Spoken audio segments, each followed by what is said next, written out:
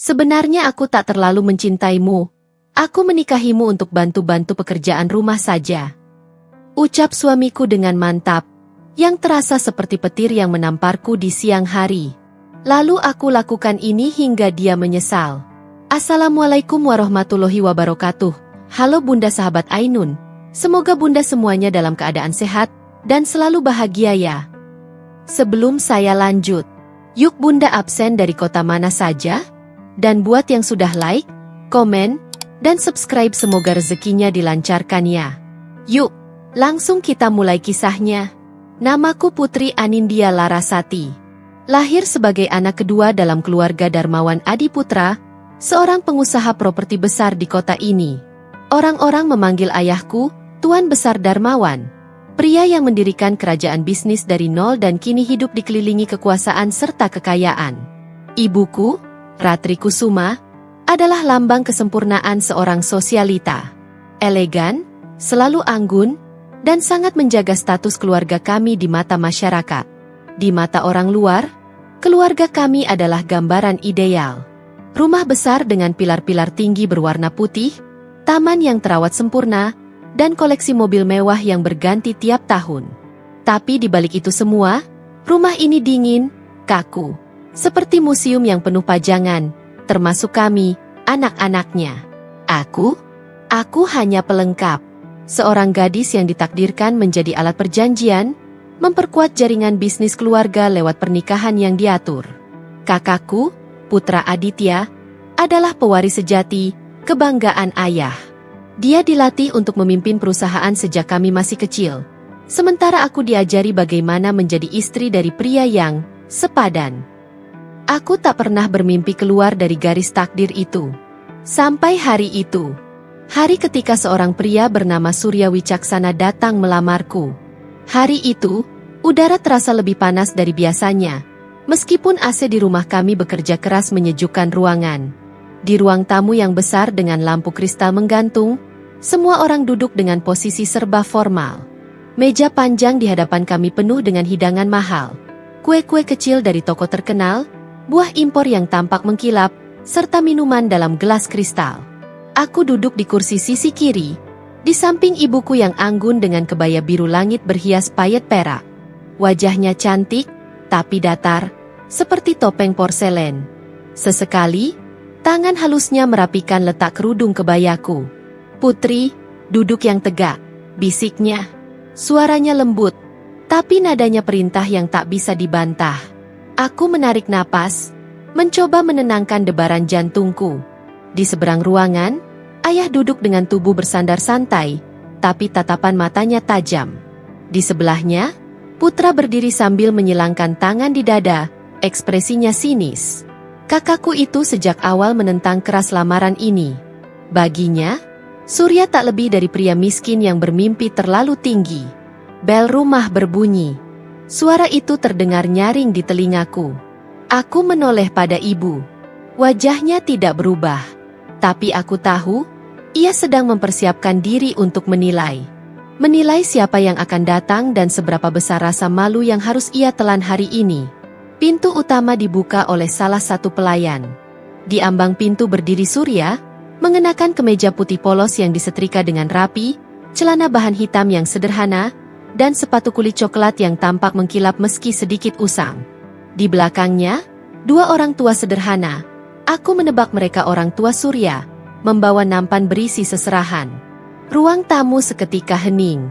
Semua mata mengamati mereka, seperti sedang menilai barang dagangan yang datang ke pelelangan. Aku mengamati Surya dari balik tirai rambutku. Pria itu berdiri tegak, wajahnya tenang. Tak ada keraguan di sana. Tatapannya lurus, bahkan ketika disambut dingin oleh ayahku. Assalamualaikum, sapa Surya, suaranya dalam dan mantap. Waalaikumsalam, jawab ayah pelan, nyaris tanpa ekspresi. Silakan duduk. Mereka duduk, pelan namun yakin. Ibuku melirik tajam ketika nampan seserahan diletakkan di meja kaca. Tak ada perhiasan mewah, tak ada emas berkilau seperti yang biasa keluarga kami terima dari pelamar kaya raya. Hanya kue tradisional, buah, dan kain batik yang meskipun indah, tetap jauh dari standar keluarga kami. Ayah membuka percakapan langsung ke pokok permasalahan. Seperti biasa. Kalian datang untuk apa?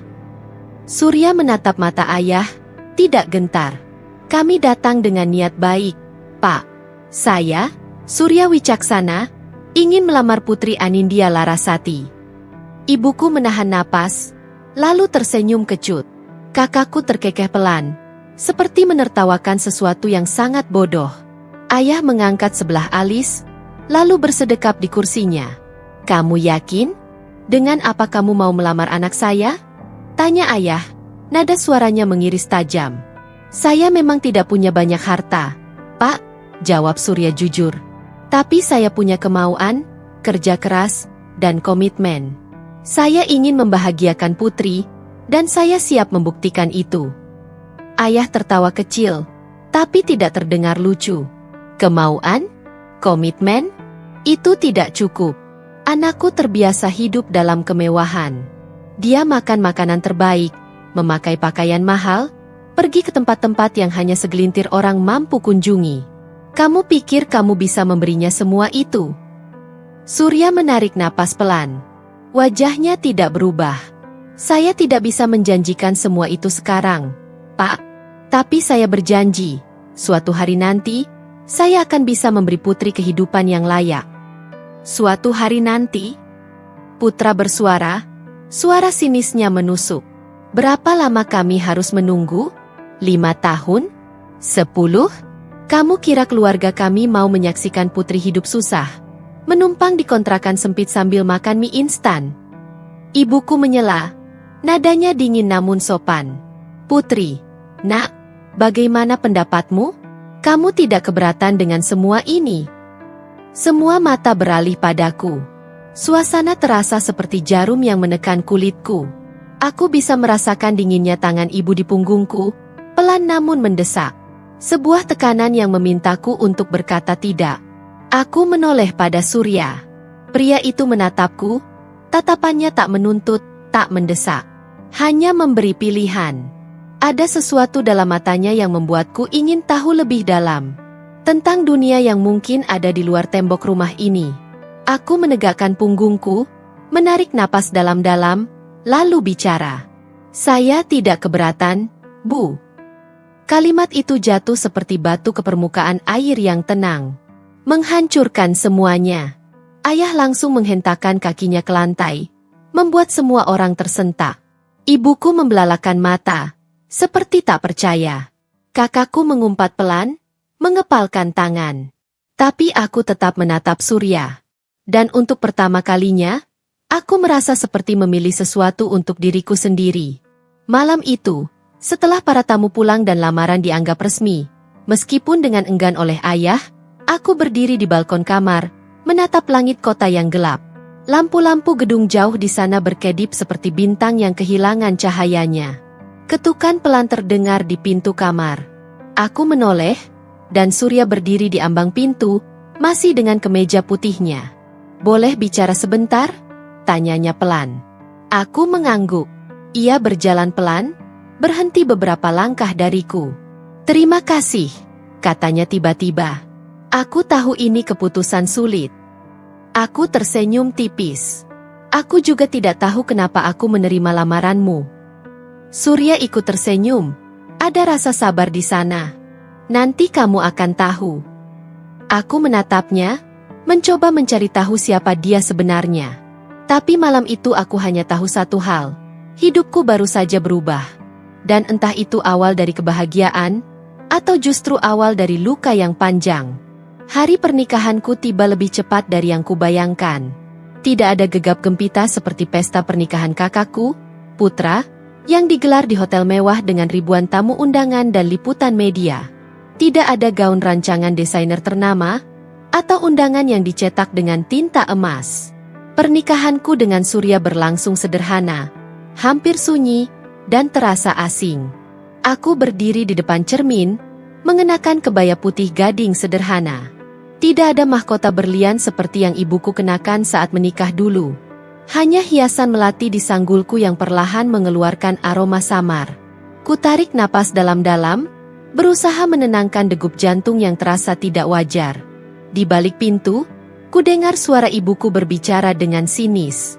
"Semoga kau sadar secepatnya, Putri," katanya. Suaranya cukup lantang untuk kudengar, karena ini hanya akan menjadi aib. Aku menutup mata sejenak.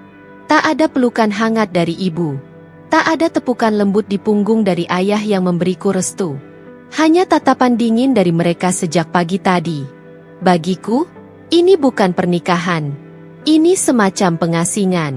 Acara akad nikah berlangsung di halaman belakang rumah. Sederhana, hanya dihadiri keluarga dekat dan beberapa kerabat yang tidak bisa menolak undangan ayah. Sebagian besar mereka datang dengan tatapan iba, seolah aku adalah gadis malang yang terjebak dalam kesalahan besar. Surya duduk di depan penghulu, wajahnya kaku. Ia mengenakan jas hitam yang kebesaran sedikit, mungkin dipinjam, atau hanya satu-satunya yang ia punya. Namun, dari semua yang hadir, hanya dialah yang tampak tenang.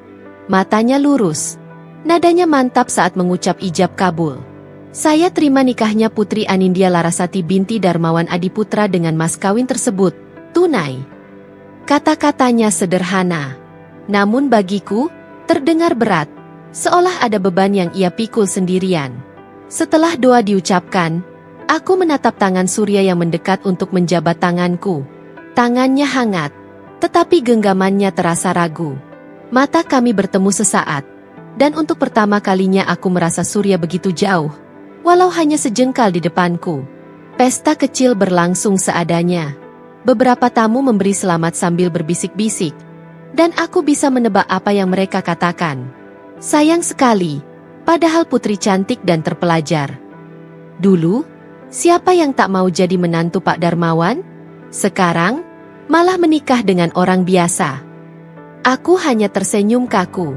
Kakakku, Putra, bahkan tak sudi menghampiriku setelah akad.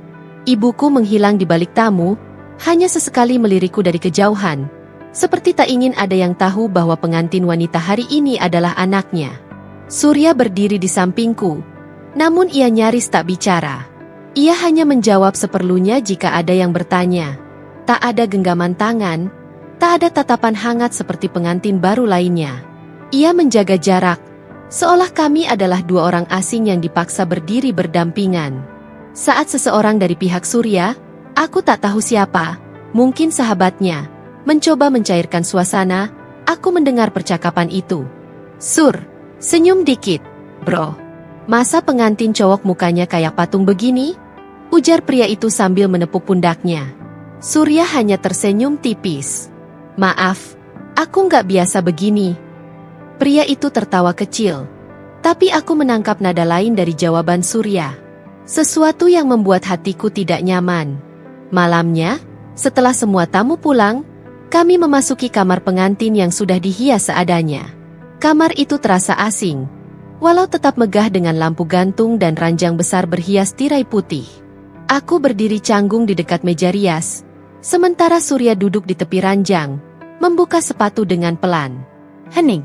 Hanya suara jarum jam yang berdetak pelan. Aku memberanikan diri bertanya, "Kamu, kenapa diam saja dari tadi?" Surya tidak langsung menjawab. Ia menatap lantai, seolah mencari kata yang tepat. Lalu akhirnya ia berkata, "Maaf." Aku mengernyit. "Maaf? Untuk apa?" Ia menarik napas panjang. "Untuk semuanya." "Untuk semuanya? Surya, kamu yang datang melamarku. Kamu yang meyakinkan aku. Sekarang kamu duduk di sana, seperti menyesal sudah menikah denganku." Surya memandangku dengan sorot mata yang sulit kutebak. "Aku nggak menyesal, Putri. Aku cuma belum siap." "Belum siap?" Aku mengulang pelan, nyaris seperti gumaman. "Belum siap untuk apa?"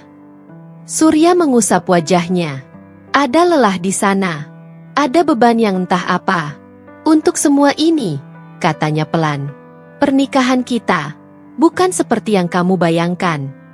Aku tersenyum pahit. Aku bahkan tidak tahu apa yang harus kubayangkan. "Surya, aku hanya berharap ada seseorang yang mau menerimaku bukan karena keluargaku." "Aku kira itu kamu." Surya menatapku lama. Aku ingin, Putri. Tapi aku punya alasan kenapa aku seperti ini. Aku menahan napas, menunggu ia melanjutkan. Tapi ia hanya diam, seolah menimbang-nimbang apakah aku pantas tahu atau tidak. Apa alasannya? Desaku. Ia berdiri pelan, berjalan mendekat. Tapi bukan untuk menyentuhku. Ia malah berdiri di depan jendela, menatap keluar, ke arah lampu kota yang redup. Aku menikahimu bukan hanya karena cinta, katanya akhirnya. Ada sesuatu yang harus aku lakukan. Ada alasan kenapa aku harus ada di sini. Hatiku mencelos. Kata-katanya menggantung di udara, dan aku tak tahu harus merasakan apa. Kekecewaan, kemarahan, atau justru penasaran. Apa maksudmu? Tanyaku, suaraku bergetar. Surya tak menjawab. Ia hanya menatap keluar jendela, seperti mencari jawaban di tempat lain. Malam itu, aku tidur di sisi ranjang besar, membelakangi Surya. Aku menatap dinding, sementara hatiku penuh pertanyaan yang tak terjawab. Dan di sanalah aku sadar, pernikahan ini bukanlah akhir bahagia seperti dongeng masa kecilku. Ini adalah awal dari sesuatu yang jauh lebih rumit. Malam pertama berlalu tanpa pelukan hangat, tanpa bisikan janji manis seperti yang sering kuceritakan dalam hayalan masa kecilku. Aku dan Surya berbaring di ranjang yang sama, namun serasa dua dunia yang tak saling bersentuhan. Ia membelakangiku sepanjang malam. Nafasnya teratur, entah karena benar-benar tidur atau hanya berpura-pura. Aku terjaga lama, menatap langit-langit kamar, mencoba memahami apa sebenarnya yang sedang kulalui. Pagi menjelang. Cahaya matahari menyelinap masuk dari celah tirai jendela. Aku membuka mata yang terasa berat, karena semalaman tak benar-benar lelap. Surya sudah tidak ada di ranjang. Mungkin ia sudah bangun lebih dulu, atau memang tak pernah benar-benar tidur di sampingku. Aku menarik napas panjang, lalu bangkit, membereskan ranjang seadanya sebelum keluar kamar. Rumah orang tua Surya sangat berbeda dengan rumah keluargaku. Dindingnya dari papan kayu yang sudah kusam, lantainya sebagian besar masih berupa ubin sederhana, dan sebagian lagi masih lantai semen yang sudah retak di sana-sini. Atap seng di dapur berisik diterpa angin pagi. Suara ayam peliharaan tetangga dan anak-anak kecil bermain di luar menjadi latar belakang pagi itu. Aku berjalan pelan melewati ruang tengah yang sempit. Di situ, ibu mertuaku, Bu Lastri, sudah duduk bersila di atas tikar anyaman. Wajahnya tegas, keriput-keriput halus di sekitar matanya tampak lebih jelas dalam cahaya pagi. Ia mengenakan daster bermotif bunga yang warnanya sudah pudar. Putri, panggilnya singkat, tanpa senyum. Aku menelan ludah pelan. Iya, Bu. Bangun pagi itu kebiasaan baik, lanjutnya. Apalagi buat seorang istri. Aku hanya mengangguk, meskipun hatiku sedikit tercekat. Ini baru pagi pertama, pikirku. Mungkin semua akan membaik setelah ini. Tolong bantu ibu di dapur. Perintahnya tanpa basa-basi. Aku mengikuti langkahnya ke dapur. Dapur itu kecil, dindingnya berjelaga, dan aroma kayu bakar bercampur dengan bau bawang goreng menguar dari sudut ruangan. Di atas meja kayu panjang, sudah ada beberapa bahan makanan, sayur mayur, beras dalam tampah, serta ikan asin yang masih dibungkus koran. Cuci beras, siapkan air minum buat bapaknya Surya nanti, ujar Bu Lastri, lalu menyodorkan sebuah ember aluminium kecil. Kalau selesai, bersihkan halaman depan. Aku menerima ember itu tanpa protes. Tanganku, yang biasanya hanya memegang pena atau mengetik di laptop, kini harus mencuci beras di ember logam yang dingin. Aku mencuci beras dengan gerakan kaku, takut air tumpah. Rasanya aneh, tapi bagian dari hidup baruku, pikirku. Selesai mencuci beras, aku mengantar air minum ke ruang depan. Pak Wicak, ayah Surya, sedang duduk membaca koran lama. Ia mengangguk pelan ketika aku meletakkan gelas di hadapannya. Terima kasih, Enduk, katanya, ramah. Aku tersenyum tipis.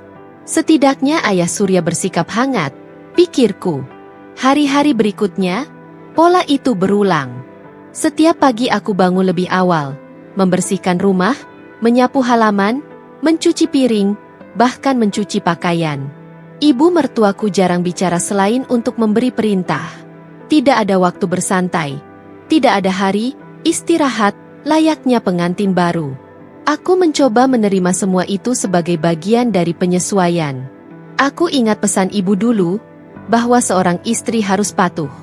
Tapi semakin hari, aku merasa ada yang salah. Aku bukan hanya istri Surya. Aku seperti pembantu rumah tangga di rumah ini.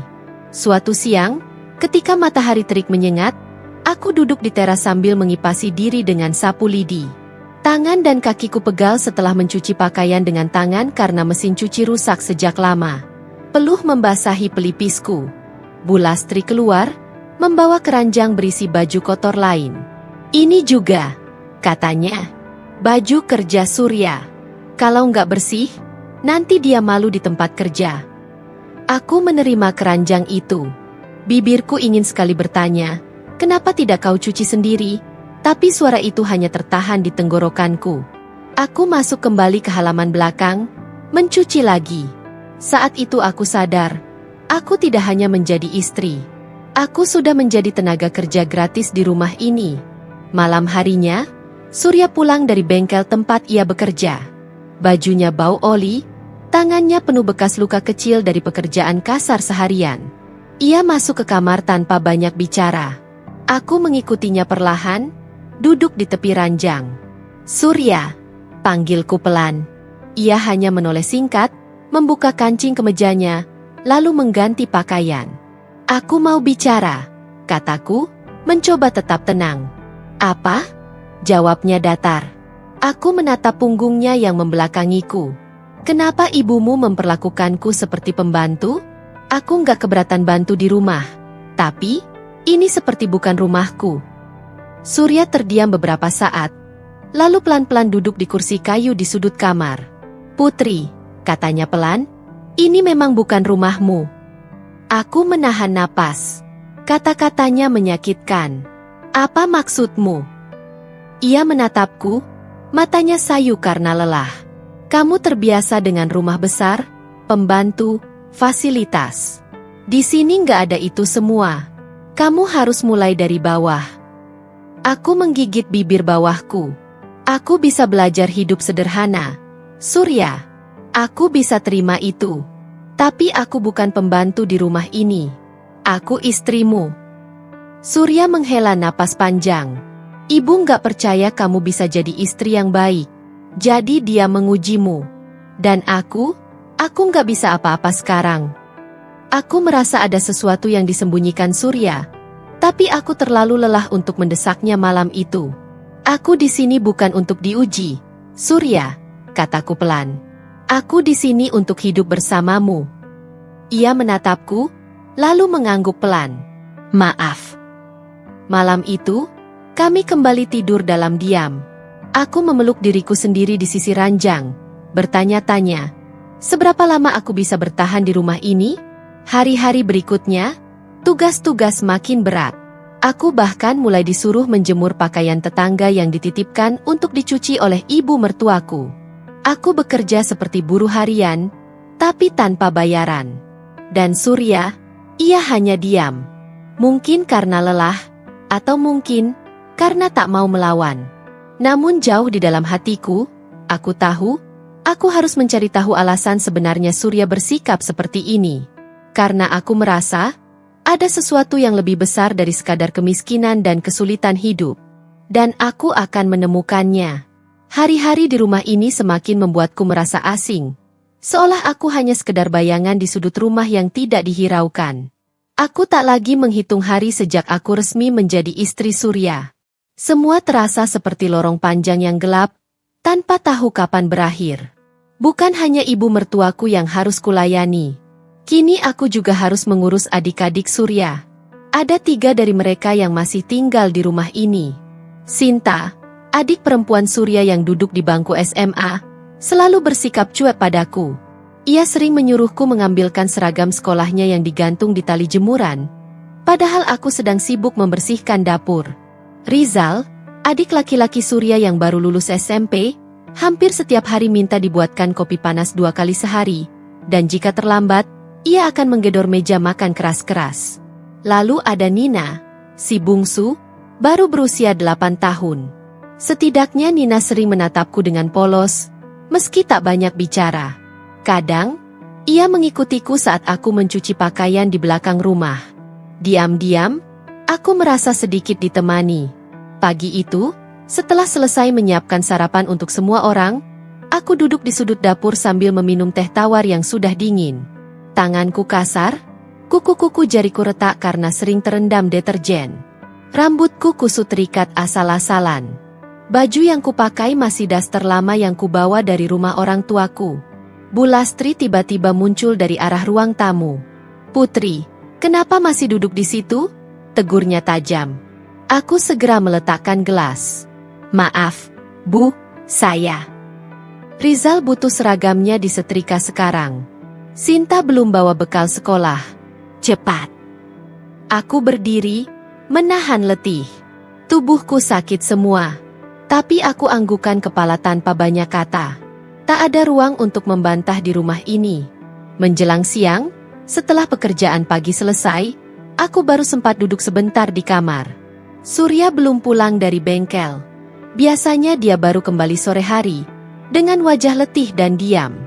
Aku rindu mendengar suaranya menyapaku seperti dulu, saat kami masih berbicara di warung kopi, saat dia bercerita tentang mimpinya membangun usaha sendiri. Tapi sekarang, Surya terasa seperti sosok yang tak terjangkau. Ia berbicara hanya seperlunya. Kadang aku bertanya dalam hati, apakah dia menyesali pernikahan kami?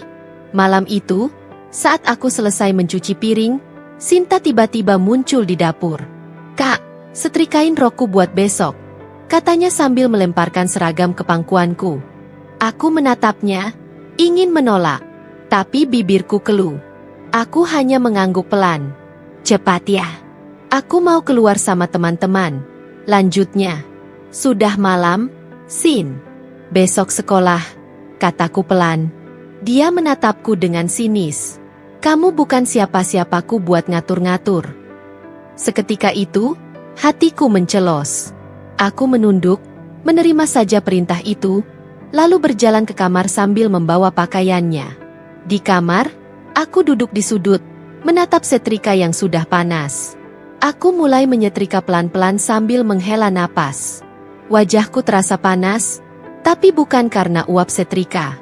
Air mataku menetes tanpa bisa kutahan. Aku mulai bertanya, apakah aku hanya seorang pembantu di rumah ini? Beberapa hari berikutnya, pekerjaan makin bertambah. Aku bukan cuma mengurus rumah, tapi juga mulai diminta menjaga warung kecil di depan rumah saat ibu mertuaku ke pasar. Kadang aku disuruh bangun lebih pagi karena harus ke pasar menggantikan beliau. Suatu malam, aku mengumpulkan keberanian untuk bicara pada Surya. Ia duduk di kursi kayu, menekuni buku catatan kecilnya. Aku tak tahu apa isinya. "Surya," panggilku pelan. Ia mengangkat kepala, menatapku sebentar.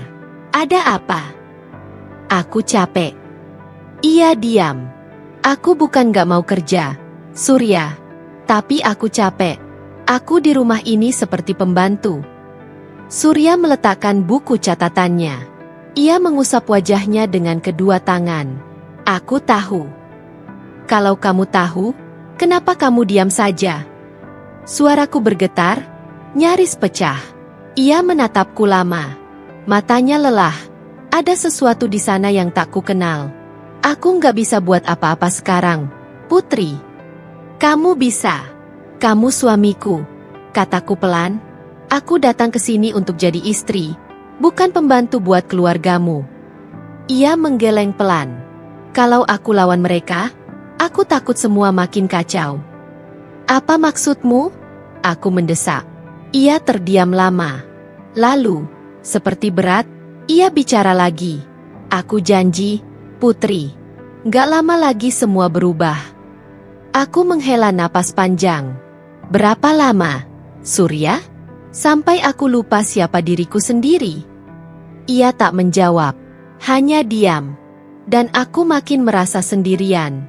Sampai suatu malam, aku melihat Surya keluar diam-diam dari kamar. Jam menunjukkan pukul 11. Aku penasaran. Pelan-pelan, aku mengikuti langkahnya dari kejauhan. Ia berjalan menuju gudang kecil di belakang rumah, membawa sesuatu di tangannya. Kunci berderit pelan saat ia membuka pintu gudang itu. Aku menahan napas di balik pohon pisang, menunggu apa yang terjadi. Apa yang sebenarnya disimpan Surya di balik pintu terkunci itu? Dan kenapa setiap malam ia selalu ke sana? Disitulah aku sadar, di balik semua kesunyian dan jarak Surya, ada rahasia besar yang belum kuungkap. Dan aku harus tahu. Aku berdiri di depan cermin kecil yang tergantung di sudut kamar kami. Pantulan diriku tampak asing. Mata yang dulu selalu berbinar kini redup dan sembab. Pipiku lebih tirus, kulitku kusam, dan rambutku sering kusut terikat seadanya. Aku nyaris tak mengenali siapa yang sedang menatap balik dari balik kaca itu. Siapa aku sekarang? Aku, Putri, yang dulu adalah gadis yang punya mimpi sederhana. Menjadi istri yang dicintai, hidup dalam rumah yang penuh tawa, dan membangun keluarga kecil yang hangat. Tapi kini, aku seperti bayangan yang terjebak di rumah ini, tenggelam dalam rutinitas melayani tanpa penghargaan. Aku bukan hanya istri Surya. Aku merasa seperti pelayan keluarga ini, bahkan mungkin lebih rendah dari itu. Suatu sore, setelah selesai mencuci pakaian di belakang rumah, aku duduk di batu besar di dekat sumur tua. Tanganku kasar, lecet, perih.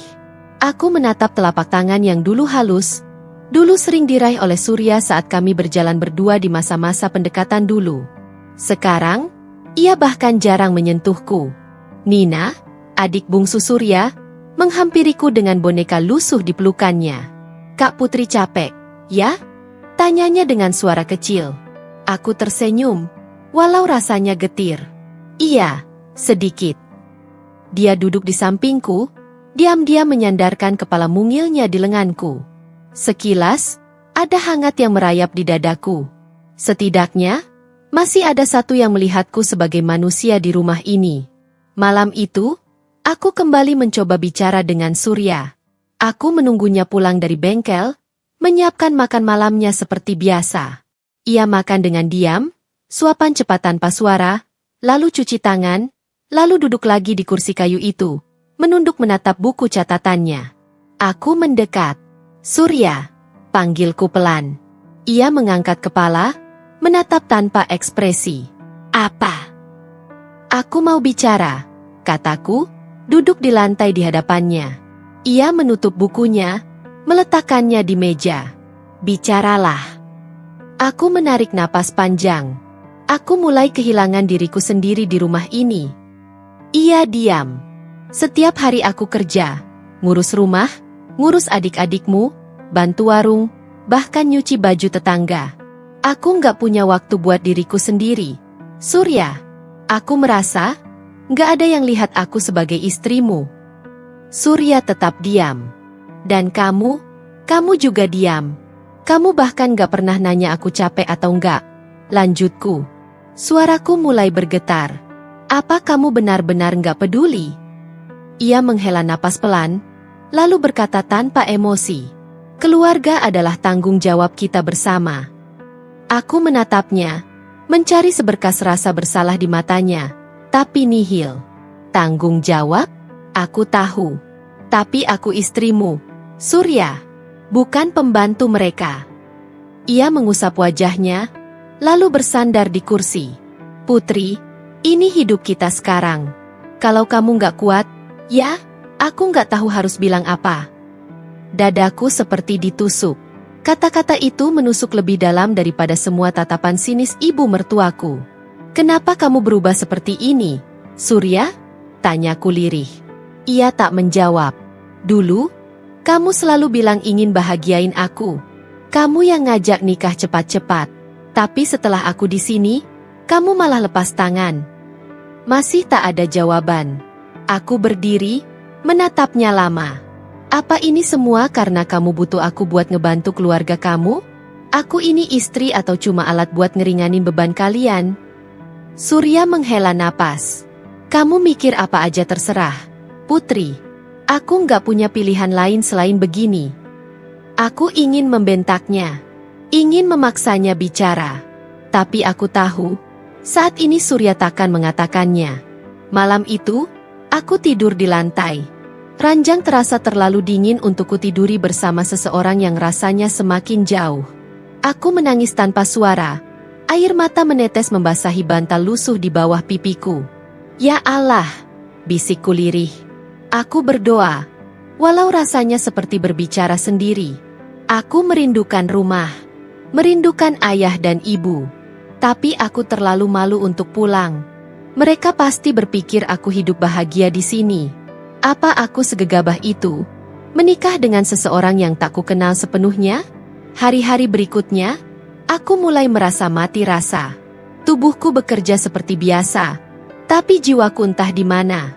Bahkan, ketika Bu Lastri membentakku karena lupa mengisi galon air, aku hanya diam. Ketika Sinta melempar handuk basah ke lantai dan menyuruhku memungutnya, aku lakukan tanpa berpikir. Tapi di balik semua itu, ada bagian kecil dalam diriku yang masih melawan. Bara kecil yang belum padam. Aku mulai memperhatikan Surya lebih saksama.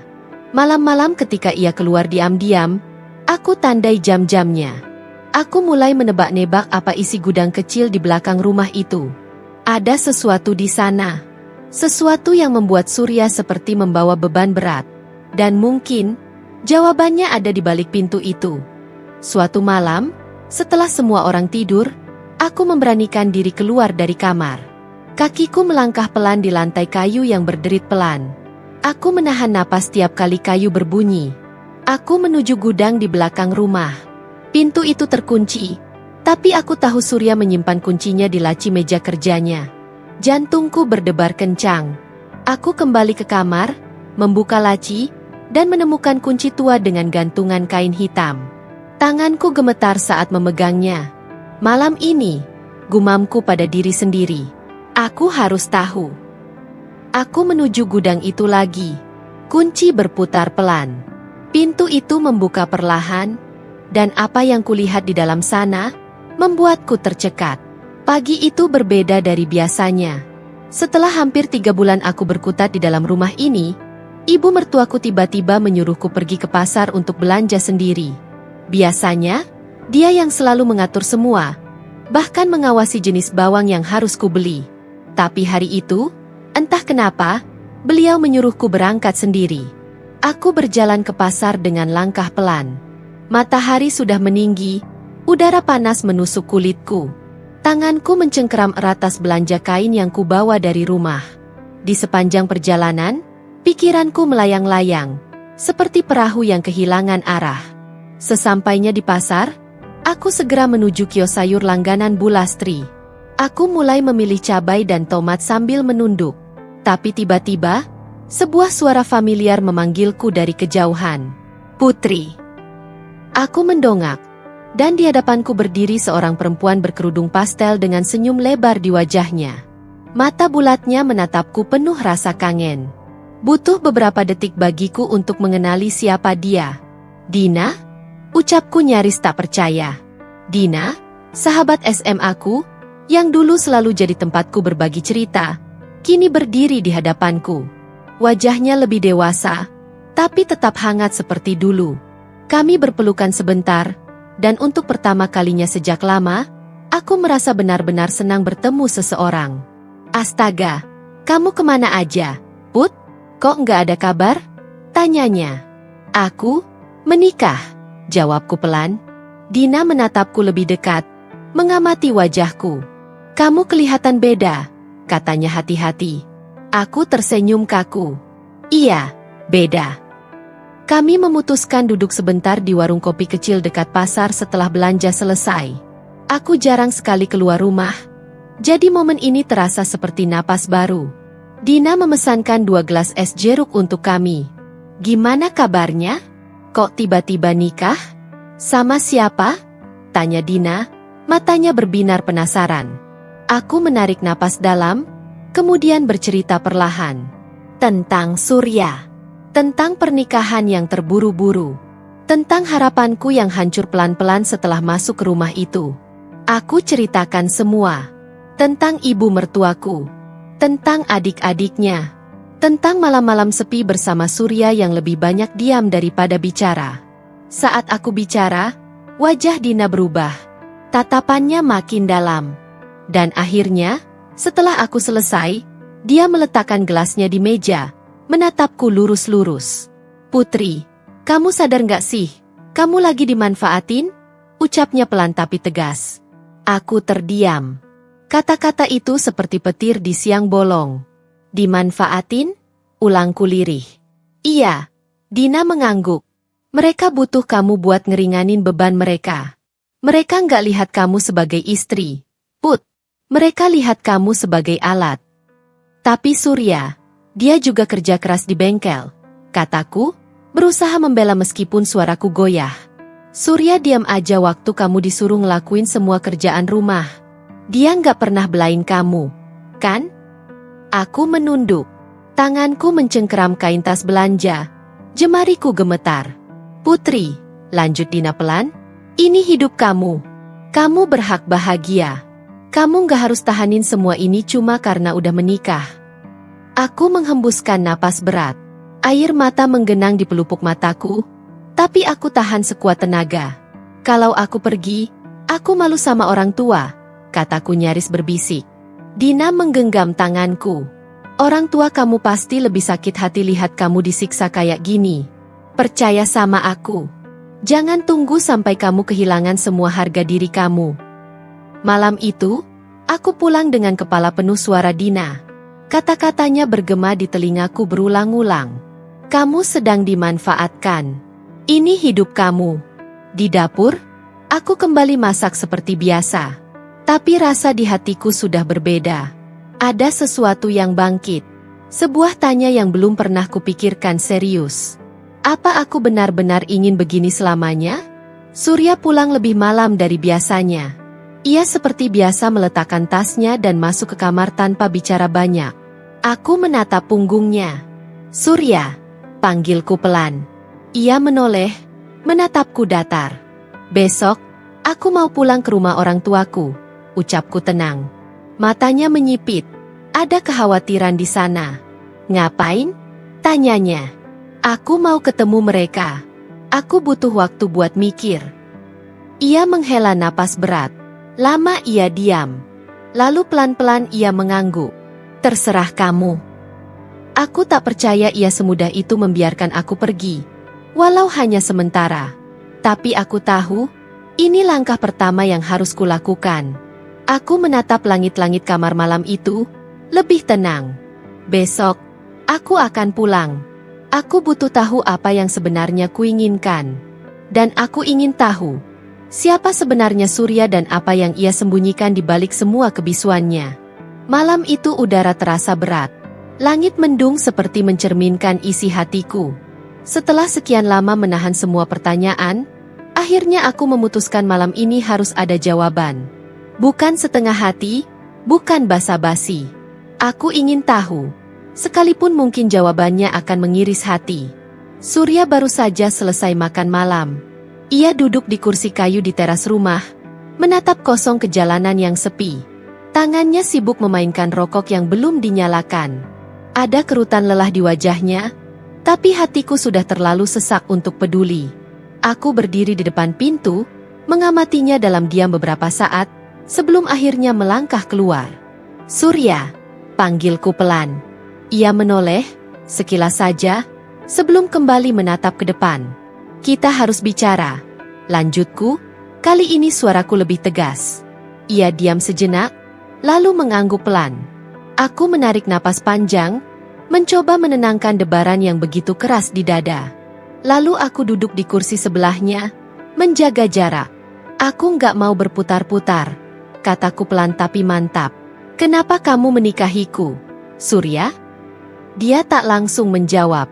Tangannya masih memainkan rokok itu, bibirnya terkatup rapat seolah sedang memilih-milih kata. Aku menatapnya, menunggu. Beberapa detik kemudian, ia akhirnya berbicara. "Karena ibu butuh seseorang untuk membantu." Aku membeku.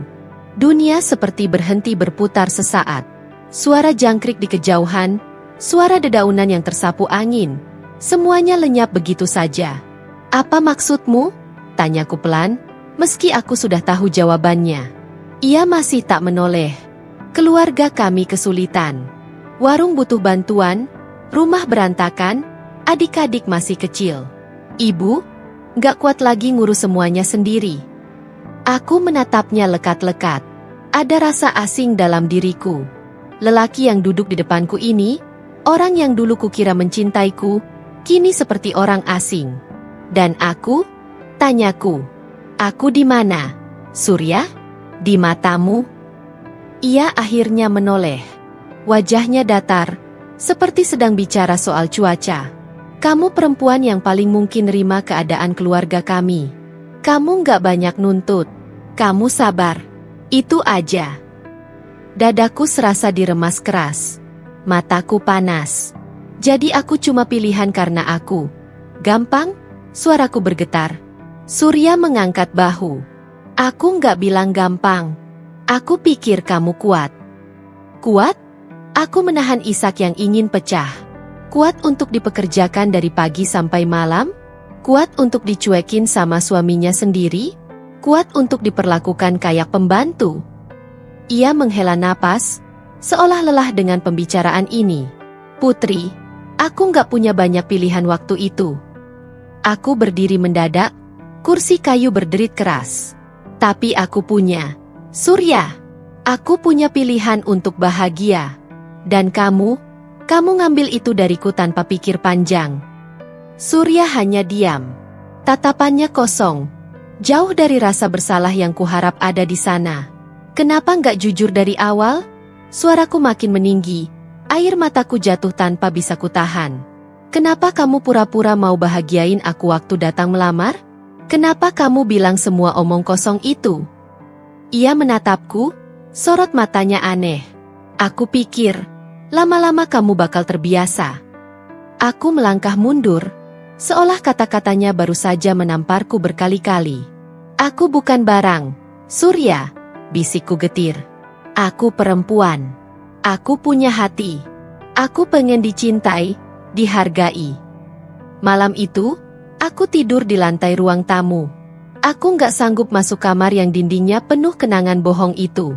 Aku terpejam, tapi mataku terasa panas, pikiranku kacau. Kamu adalah pilihan terbaik. Kalimat itu terus mengiang di telingaku. Bukan karena aku dicintai. Bukan karena aku diinginkan. Tapi karena aku, pilihan terbaik untuk jadi pelayan. Tanganku mengepal. Ada sesuatu yang bangkit dalam diriku malam itu. Aku nggak mau jadi korban selamanya.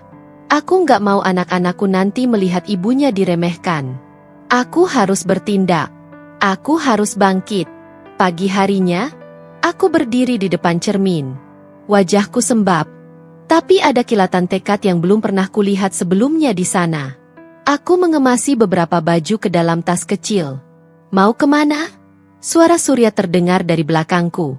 Aku tak menoleh. Aku mau pulang. Ke rumah orang tuaku.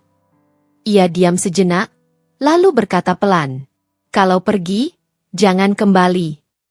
Aku mengangguk pelan, meskipun hati terasa perih. Baik.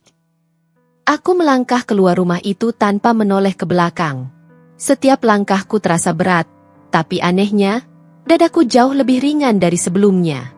Aku berjalan menuju halte, menunggu angkutan desa sambil menatap langit yang mulai cerah. Mungkin aku terluka, mungkin aku kecewa, tapi aku hidup. Dan selama aku masih hidup, aku akan berjuang untuk bahagia. Aku duduk di atas kasur tipis di kamar lamaku, di rumah orang tua. Dinding-dinding kamar itu masih sama seperti dulu. Masih ada lukisan bunga yang kulukis saat SMP, dan foto-foto masa sekolah menempel di sudut. Tapi yang berbeda adalah aku. Aku bukan lagi putri yang dulu. Sudah 3 hari aku di sini, mencoba menenangkan diri, tapi hatiku semakin gelisah. Aku berdiri di depan jendela, menatap pohon mangga di halaman belakang yang sedang berbuah lebat. Dulu, setiap sore, aku selalu duduk di sana, membaca buku atau sekadar menulis diari tentang impian masa depanku. Impian menjadi istri yang dicintai, ibu yang bahagia, wanita yang berarti. Tapi sekarang, aku bahkan merasa seperti orang asing di hidupku sendiri. Ibu mengetuk pintu pelan siang itu. Putri, Bapak nunggu di ruang tamu. Aku menarik napas, membenahi jilbabku, lalu keluar dari kamar. Di ruang tamu, Bapak duduk dengan wajah serius. Tangannya memegang gelas teh yang sudah setengah habis. Ia menatapku begitu aku duduk di hadapannya. Bapak mau dengar ceritamu sendiri, katanya tanpa basa-basi. Aku menunduk. Aku sudah nggak tahan di sana, Pak. Karena Surya, dia nggak mencintaiku. Dia cuma butuh aku buat bantu ibunya. Aku disuruh kerja dari pagi sampai malam. Masak, bersihin rumah, urusin adik-adiknya. Aku nggak lebih dari pembantu di sana. Bapak menghela napas panjang. Ibu duduk di sampingnya, menggenggam tangan Bapak pelan. Lalu kamu mau apa sekarang? Tanya Bapak, suaranya tenang tapi tajam. Aku nggak tahu. Suaraku lirih. Kadang aku mikir, mungkin ini bagian dari jadi istri. Tapi, aku juga ngerasa nggak adil. Kamu masih sayang sama Surya? Pertanyaan itu seperti anak panah yang menghujam dadaku. Aku menatap lantai. Masih, tapi aku nggak yakin dia pernah sayang sama aku. Bapak diam lama. Wajahnya terlihat lebih tua dari yang aku ingat. Kamu anak Bapak. Bapak nggak mau lihat kamu dihina. Tapi pilihan tetap di tanganmu, Putri. Kalau kamu mau balik rumah itu, kamu harus siap dengan risiko. Kalau kamu mau cerai, Bapak akan dampingi kamu. Mataku panas. Aku merasa seperti anak kecil lagi, dilindungi oleh ayahku. Tapi rasa bersalah juga mencengkeram hati. Aku ingat janji pernikahan kami, dan bagaimana aku sempat merasa seperti pahlawan saat pertama kali masuk rumah Surya, berpikir aku bisa menjadi bagian dari mereka. Tapi semua itu sudah lewat. Malam itu aku tak bisa tidur. Aku berjalan keluar kamar, berdiri di depan dapur, melihat lampu-lampu rumah tetangga yang mulai padam satu persatu. Dalam gelap itu, ingatan tentang Surya datang begitu saja. Aku ingat saat pertama kali dia datang melamarku. Wajahnya datar, tapi ada kerendahan hati di sikapnya. Aku pikir itu karena dia gugup, bukan karena dia sebenarnya tidak punya rasa apa-apa padaku. Saat itu, dia hanya berkata, "Aku nggak bisa janji kasih banyak, Putri, tapi aku akan berusaha." Dan aku percaya. Aku pikir, cinta akan tumbuh setelah menikah. Tapi ternyata, hanya aku yang berusaha menumbuhkan cinta itu. Aku juga ingat malam pertama kami. Ia duduk di tepi ranjang, seperti orang asing yang terjebak di ruangan yang salah. Tak ada sapaan hangat, tak ada genggaman tangan. Hanya hening yang memekakkan telinga. Aku menggigit bibir, menahan air mata yang tiba-tiba saja jatuh. Aku mencintai Surya. Tapi apakah cinta seperti ini layak dipertahankan? Pagi harinya, aku memutuskan pergi ke sawah tempat Bapak biasa bekerja. Aku ingin bicara lagi, kali ini dengan lebih jelas. Bapak sedang duduk di saung, mengelap keringat di dahinya. "Bapak," aku memulai. Ia menoleh dan tersenyum tipis. Aku duduk di sebelahnya, menatap hamparan padi yang hijau. "Aku mau pisah, Pak." Bapak diam sejenak, lalu mengangguk. "Kamu yakin?" "Aku nggak bisa terus kayak gini." Aku pikir, aku bisa tahan. Tapi semakin aku diam, aku semakin hilang. Bapak menepuk pundakku. "Kalau itu keputusanmu, Bapak dukung. Hidup kamu yang jalanin." Hatiku terasa lebih ringan, meski tetap ada rasa takut. Tapi untuk pertama kalinya, aku merasa ada di jalan yang benar. Malam harinya, Dina datang ke rumah. Dia mendekapku erat, dan seperti biasa, dia langsung tahu ada sesuatu yang terjadi. "Jadi, kamu udah mutusin?" tanyanya setelah kami duduk di ruang tamu. "Iya, aku mau pisah." Dina mengangguk pelan. "Aku bangga sama kamu, Put. Ini nggak gampang. Tapi kamu nggak sendiri." Aku menatap sahabatku itu. Sosok yang selalu ada di saat aku nyaris tenggelam dalam kesendirian. "Aku takut, Din," bisikku. Dina tersenyum lembut. "Takut itu wajar. Yang penting kamu nggak berhenti jalan. Malam itu aku kembali menulis di buku harian lamaku. Tulisanku bergetar, tapi penuh keyakinan. Hari ini aku memilih diriku sendiri. Bukan Surya, bukan ibu mertuaku, bukan siapa-siapa. Aku memilih Putri. Aku akan mulai lagi, dari awal. Aku nggak tahu bagaimana caranya, tapi aku akan coba. Beberapa hari kemudian, aku mendatangi rumah Surya untuk bicara terakhir kali. Aku ingin semuanya jelas. Ia keluar rumah, menatapku dari beranda. Ada bayangan heran di wajahnya, seolah tak menyangka aku akan benar-benar datang. Aku mau kita cerai, ucapku pelan, tapi tegas. Surya terdiam, lalu duduk di kursi kayu. Kamu yakin?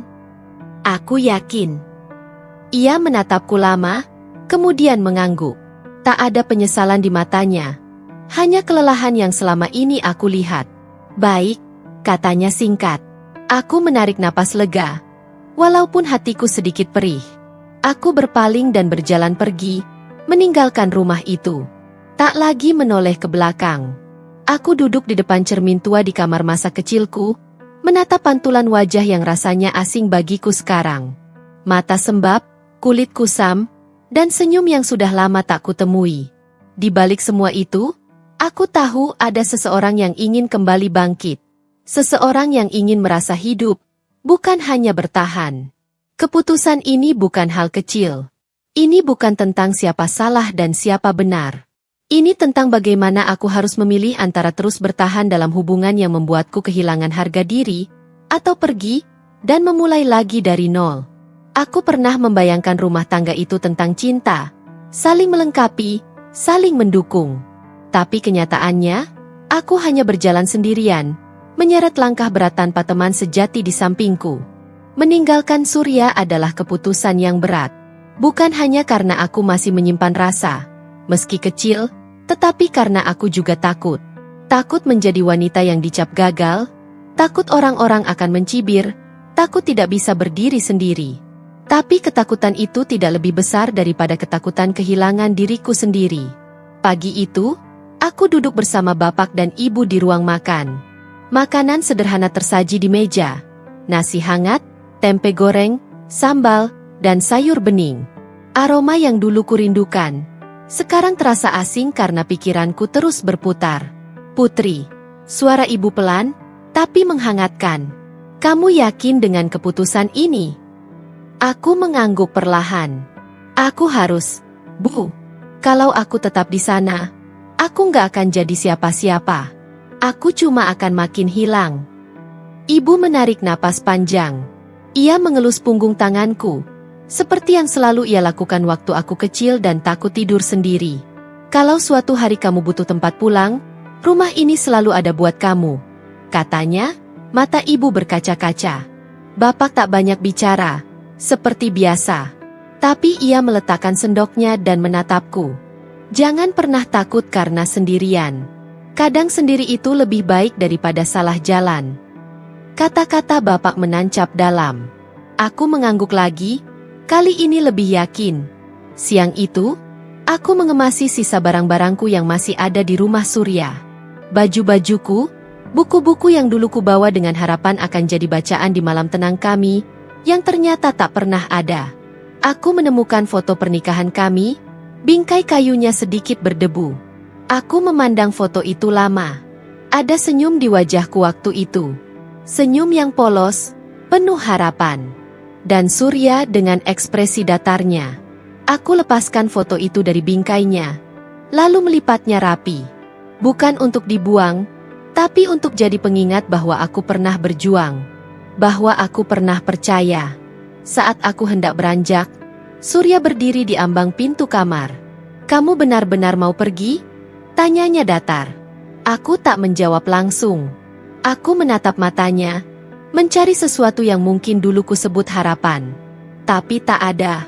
Aku harus pergi, jawabku akhirnya. Kamu nggak mau coba lagi? Demi keluarga. Aku tersenyum kecil, getir. Kita nggak pernah jadi keluarga, Surya. Kamu cuma butuh pekerja, bukan istri. Ia diam. Tangan Surya mengepal, tapi ia tak berkata apa-apa lagi. Aku membawa tas ransel kecilku, lalu berjalan melewati ruang tamu, halaman depan, dan pintu pagar yang berderit pelan saat kubuka. Aku melangkah pergi, tak lagi menoleh ke belakang. Hari-hari berikutnya, aku kembali belajar menjadi putri yang dulu. Aku membantu ibu berjualan di warung kecil depan rumah. Aku ikut bapak ke sawah, belajar menanam padi, sesuatu yang dulu aku hindari karena takut kotor. Tapi sekarang, aku merasa itu menyenangkan. Aku merasa bebas. Namun, di malam-malam sunyi, aku masih sering berpikir, apakah aku sudah membuat keputusan yang benar? Apakah aku terlalu egois meninggalkan pernikahan ini? Bagaimana kalau suatu hari aku menyesal? Aku berbaring di ranjang, menatap langit-langit kamar sambil bertanya pada diriku sendiri. Tapi setiap kali aku ingat bagaimana Surya menatapku dengan datarnya, bagaimana ibu mertuaku memandangku seolah aku tak lebih dari alat bantu, aku tahu jawabannya. Aku tidak salah memilih. Suatu sore, aku duduk di beranda sambil menulis di buku harian. Angin sore mengibaskan ujung jilbabku. Aku menulis dengan tenang. Aku memutuskan untuk mencintai diriku sendiri dulu. Mungkin suatu hari ada seseorang yang benar-benar mencintaiku karena aku, bukan karena manfaatku. Tapi jika tidak pun, aku tidak apa-apa. Aku sudah cukup dengan diriku sendiri. Aku tersenyum. Untuk pertama kalinya setelah sekian lama, senyum itu tulus. Dina datang sore itu. Ia membawakan beberapa brosur pelatihan keterampilan dari kota. Put, ini ada pelatihan tata boga sama keterampilan menjahit. Gratis buat ibu-ibu. Kamu mau coba? Aku membaca brosur itu dengan teliti. Aku mau. Jawabku mantap. Dina tersenyum lebar. Aku tahu kamu pasti mau. Ini kesempatan, Put. Siapa tahu nanti kamu bisa buka usaha sendiri. Aku mengangguk. Dalam hatiku, ada semangat yang perlahan menyala. Mungkin, jalan ini tak mudah. Tapi aku sudah melangkah. Dan aku tidak akan berhenti. Malam itu, aku duduk bersama ibu di dapur, membahas rencana-rencana kecil untuk masa depanku. Kamu mau buka usaha apa? Enduk. Aku tersenyum, menatap wajah ibu yang hangat. Aku pengen buka warung makan kecil. Mungkin jual kue juga. Ibu mengangguk-angguk sambil menuang teh hangat ke gelasku. Ibu bantu doa. Semoga lancar. Yang penting jangan takut gagal. Aku mengepalkan tangan. Aku nggak takut, Bu. Aku sudah pernah jatuh. Dan aku tahu caranya bangkit. Keputusan itu memang berat. Tapi aku sudah menjalaninya. Dan untuk pertama kalinya dalam hidupku, aku merasa bebas. Aku merasa menjadi diriku sendiri. Dan itu cukup. Untuk sekarang, itu lebih dari cukup. Pagi itu, embun masih menggantung di ujung dedaunan, dan sinar matahari perlahan menghangatkan bumi. Aku duduk di teras depan rumah orang tuaku, secangkir teh panas mengepul di genggaman. Hati ini terasa lebih tenang daripada hari-hari sebelumnya. Hari ini, hidupku dimulai dari lembaran baru. Dulu, aku berpikir bahwa pernikahan adalah akhir dari perjuangan seorang perempuan. Bahwa setelah menikah, semuanya akan baik-baik saja. Tapi ternyata hidup tidak sesederhana itu.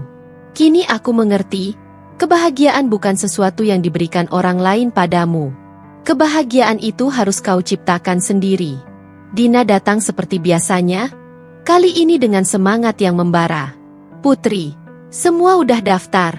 Pelatihan tata boga mulai minggu depan. Serius? Tanyaku, tak bisa menyembunyikan senyum lebarku. Iya. Dan katanya, ada peluang kerjasama dengan kafe baru di kota buat pasokan kue rumahan. Ini kesempatan emas. Aku tertawa pelan, perasaan antusias membuncah dalam dada. Dulu, aku tidak pernah membayangkan diriku akan terlibat dalam bisnis atau bahkan memasak sesuatu yang bisa dihargai orang lain. Selain keluarga suami yang selalu menuntut. Kita mulai latihan bareng dari sekarang, ya? Aku menatap Dina, penuh semangat. Siap. Kita bikin kue paling enak di desa ini. Jawab Dina sambil mengepalkan tangan di udara. Hari-hari berikutnya diisi dengan belajar. Pagi aku membantu bapak di sawah. Siang aku belajar membuat kue dengan Dina. Malamnya aku ikut pelatihan daring tentang kewirausahaan. Lelah? Tentu. Tapi berbeda dengan kelelahan yang dulu. Kali ini, lelahku terasa bermakna. Aku belajar membuat aneka kue. Bolu kukus, nastar, brownies kukus, sampai donat kentang. Kadang gagal, kadang bantat, kadang terlalu manis. Tapi aku belajar tertawa dari setiap kegagalan itu. Karena aku tahu, setiap kegagalan adalah proses yang harus aku lalui. Beberapa bulan kemudian, aku memberanikan diri membuka pesanan. Awalnya dari tetangga-tetangga. 1-2 orang mulai percaya dengan rasaku yang sederhana tapi tulus. Tak lama, pesanan datang dari desa sebelah. Dina membantuku mengantarkan pesanan, dan ibu selalu setia menyemangati. Suatu hari, aku diminta menyediakan kue untuk acara ulang tahun anak kepala desa. Itu jadi momen besar bagiku. Malam sebelumnya, aku bahkan tidak bisa tidur, memikirkan rasa, tampilan, dan kemasan yang sempurna. Saat acara selesai, kepala desa menghampiriku. "Putri, kuenya enak sekali. Saya dengar kamu yang buat sendiri." Aku mengangguk malu-malu. "Iya, Pak. Saya baru coba-coba usaha kecil-kecilan." "Kalau begitu, nanti di acara kecamatan, saya rekomendasikan kamu buat kue buat para tamu undangan." "Benar, Pak? Terima kasih banyak," jawabku hampir tak percaya. Hari itu, aku merasa seperti seseorang yang baru saja memenangkan sesuatu. Bukan karena uang, tapi karena kepercayaan. Pelan-pelan, aku mulai menyisihkan uang dari hasil jualan. Aku tabung sedikit demi sedikit. Dalam hati, aku bertekad suatu hari nanti membuka kedai kue kecil di kota. Aku membayangkan ada pelang nama bertuliskan, "Dapur Putri." Tempat orang-orang bisa menikmati hasil tanganku sambil merasa nyaman seperti di rumah sendiri. Suatu malam, saat aku membereskan pesanan kue, Surya menghubungiku lewat pesan singkat. "Apa kabar?" Aku menatap pesan itu lama. Dulu, aku mungkin akan gemetar, hatiku berkecamuk. Tapi sekarang tidak lagi. Aku membalas dengan singkat, sopan, tanpa beban. "Baik, terima kasih." Lalu aku melanjutkan melipat kardus kue yang akan dikirim esok pagi. Tahun berlalu. Aku berhasil membuka kedai kue mungil di pinggir kota. Warna temboknya pastel lembut, dengan meja kayu kecil dan rak-rak yang penuh kue buatanku. Di dinding, ada figura bertuliskan, "Bahagia itu dibuat, bukan ditunggu." Orang-orang datang, mencicipi kueku, tersenyum, bahkan ada yang kembali lagi. Aku mendengar mereka berbagi cerita, tertawa, dan menikmati waktu mereka di sana. Aku bahagia, bukan karena mereka membeli kueku, tapi karena mereka membawaku masuk ke dalam kisah mereka, meski sebentar. Dina duduk di sudut kedai, sibuk mencatat pesanan yang terus berdatangan. "Gila, Put, siapa sangka, ya? Kamu yang dulu takut dibilang gagal, sekarang malah sukses kayak gini." Aku tersenyum sambil menuang teh hangat. Aku juga nggak nyangka. Tapi yang aku tahu, nggak ada yang nggak mungkin selama kita nggak berhenti mencoba. Suatu sore, aku duduk sendirian di teras kedai, memandangi jalanan yang mulai sepi. Di sebelahku ada buku harian lama yang dulu sering kutulis. Kubuka lembar demi lembar, membaca ulang rasa sakit, perjuangan, dan keraguan yang pernah kutulis di sana. Aku menulis lagi malam itu. Perjalanan ini panjang. Tapi aku belajar satu hal, aku cukup. Aku bisa. Aku layak dicintai. Pertama oleh diriku sendiri. Dan hari itu, aku benar-benar merasa pulang. Bukan ke rumah yang berbentuk dinding bata dan atap genteng, tapi ke dalam diriku sendiri. Ke tempat di mana aku akhirnya merasa diterima oleh hatiku sendiri. Aku Putri. Aku telah jatuh. Tapi aku juga telah bangkit. Dan aku tahu, ini baru permulaan.